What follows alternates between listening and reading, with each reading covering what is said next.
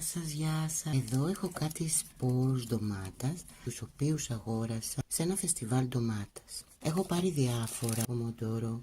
Αυτό μου έκανε φοβερή εντύπωση γιατί λέγεται Μοντάθος, που σημαίνει Άγιο Όρος, γι' αυτό και τις πήρα. Τώρα λοιπόν ήρθε η ώρα να τα βάλω στο χώμα και όταν μεγαλώσουν τα μικρά φιντανάκια θέλω να τα πάω στην αδερφή μου να τα φυτέψουμε στον κήπο. Δεν θα δείξω τη διαδικασία που τα βάζω στο χώμα, θα σας δείξω όμως το τελικό αποτέλεσμα. Πέρασαν μόλις 7 ημέρες από την ημέρα που έκανα τη διαδικασία. Έχουμε σήμερα 7 Απριλίου. Τις έβαλα εδώ πέρα σε αυτή τη μεγάλη γλάστρα. Έβαλα το χώμα του κοκοφίνικα. Όπως βλέπετε δεν γέμισα τη γλάστρα, γιατί ούτως ή άλλως μετά αυτά θα τα πάρω και θα τα μεταφυτέψω. Έφτιαξα λοιπόν μικρές ετικέτες, τις πλαστικοποίησα και έχω κάνει και μία τρυπούλα, έτσι ώστε όταν θα τις βάλουμε στον κήπο της αδερφής μου θα μπορούμε να κρεμάσουμε δίπλα το τι είναι το κάθε είδος. Και σε αυτήν εδώ τη γλαστρούλα θα περιμένουμε. Πέρασε ακριβώς ένας μήνας. Και εδώ βλέπουμε την εξέλιξη των μικρών μας φυτών ντομάτας. Λέξω ένα από το κάθε είδος. Είναι μία γλαστρούλα και εδώ η δεύτερη γλαστρούλα. Θα θυμάστε τα σποράκια από τα ντοματάκια που μαζέψαμε με την αδερφή μου και τα είχαμε βάλει εδώ στη χαρτοπετσέτα. Ήρθε η ώρα να τα βάλω στο χώμα. Έχω ετοιμάσει μια γλαστρούλα, όσα δεν μπορώ να τα ξεχωλήσω, θα τα βάλω με τη χαρτοπετσέτα μαζί.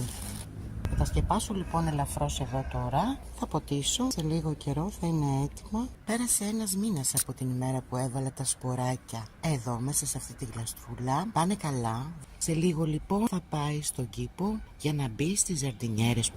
Τα ντοματάκια χωρίστηκαν κάθε ένα με την ετικέτα του και ήρθαν εδώ σε αυτή την ζαρδινιέρα που προορίζεται για αυτά. Εδώ είναι τα ντοματάκια, τα μαύρα, τα τσέρι που είχαμε και πέρσι. Θα βγάλω ένα από μέσα και επειδή αυτό το ντοματάκι ξέρουμε ότι απλώνει πάρα πολύ, θα μπει εδώ στη γωνίτσα έτσι ώστε ούτε να ενοχλεί κανέναν και απλώς όταν θα μεγαλώσει η αδερφή μου πρέπει να το πιάνει συνεχώς.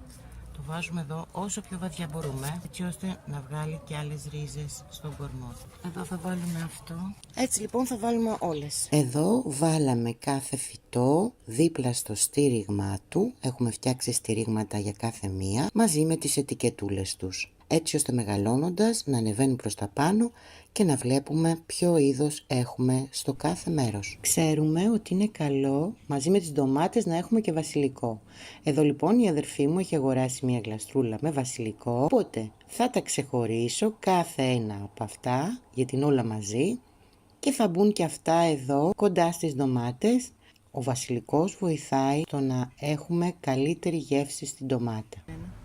Εδώ είναι η ζαρντινιέρα με τις ντομάτες και θα παίξουμε λίγο σήμερα. Βάλαμε στο νεράκι 2 ημέρες φασόλια γίγαντες και κόκκινα φασόλια. Και θα βάλουμε να δούμε αν θα βγουν. Έτσι, ένα μικρό πείραμα, ένα μικρό παιχνίδι. Βάζω από 2 φασολάκια σε κάθε μικρή λακκουβίτσα. Και εδώ έχω κάποιους σπόρους, νομίζω είναι καπουτσίνο. Δεν είμαι και 100% σίγουρη. Θα του βάλω εδώ γιατί δεν ξέρω και από πότε είναι.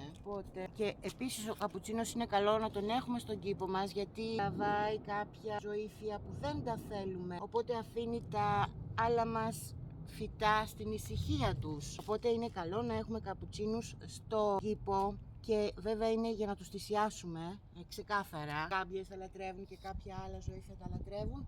Είναι όμως ξεκάθαρα για αυτό το λόγο, έτσι ώστε να αφήσουν τα υπόλοιπα φυτά μας στην ησυχία τους. Και επειδή ξέρω ότι και τα σκόρδα είναι καλό να υπάρχουν μέσα μαζί με τις ντοματούλες, γι' αυτό έφερα μερικές σκελίδες σκόρδου εδώ, τι βοηθάει και αυτό έτσι ώστε να αποθεί διάφορα έντομα που δεν τα χρειαζόμαστε, αφίδες και γενικά διάφορα. Ο βασιλικός και το σκόρδο κάνουν αυτή τη δουλειά τις ντοματούλες μας. Και συγχρόνως θα βγάλουμε και σκορδάκια.